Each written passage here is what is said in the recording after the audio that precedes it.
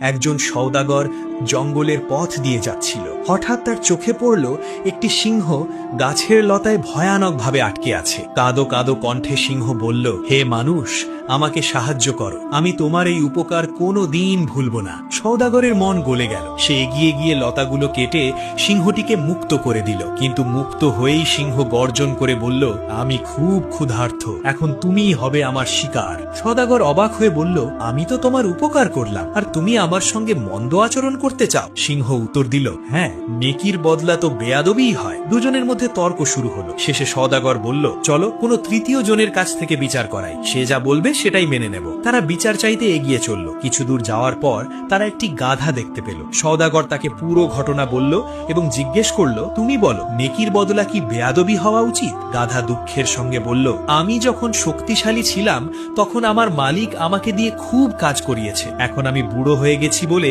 আমাকে তাড়িয়ে দিয়েছে, তাই আমি বলবো নেকির বদলা বেয়াদবিই হয়। এ কথা শুনে সিংহ খুশিতে বলল, ফয়সালা হয়ে গেছে, এবার আমি তোমাকে খাবো। ভয়ে কাঁপতে কাঁপতে সওদাগর বলল, আর একটা বিচার করাই, তারপর তুমি যা চাও করবে। সিংহ রাজি হলো। কিছু দূর গিয়ে তারা একটি ছাগল দেখতে পেল। সওদাগর আবার সব কথা খুলে বলল। ছাগল বলল, যখন আমি দুধ দিতাম তখন সবাই আমাকে আদর করত, এখন দুধ কমে যাওয়ায় আমাকে অবহেলা করা হয়, তাই আমার মতে নেকির বদলা বেয়াদবিই হয়। সিংহ হেসে বলল, দ্বিতীয় বিচারও আমার পক্ষেই, এখন তোমাকে খাওয়াই ন্যায়। সওদাগর শেষবারের মতো অনুরোধ করল, শুধু আর একবার, এক জ্ঞানী মানুষের কাছে বিচার করাই। কিছুক্ষণ ভেবে সিংহ রাজি হলো। তারা এগিয়ে গিয়ে এক দরবেশের কাছে পৌঁছালো। সওদাগর সব ঘটনা খুলে বলল। দরবেশ মুচকি হেসে বললেন, যে জায়গায় সিংহটি আটকে ছিল আমাকে সেখানে নিয়ে চলো। সেখানে গিয়ে দরবেশ বললেন, এখন সিংহটিকে আবার আগের মতো লতায় বেঁধে দাও, যাতে আমি সবটা নিজের চোখে দেখতে পারি। সিংহ আবার আটকে পড়তেই দরবেশ বললেন, থামো, এটাই ন্যায়, যে নেকির বদলা বেয়াদবি করে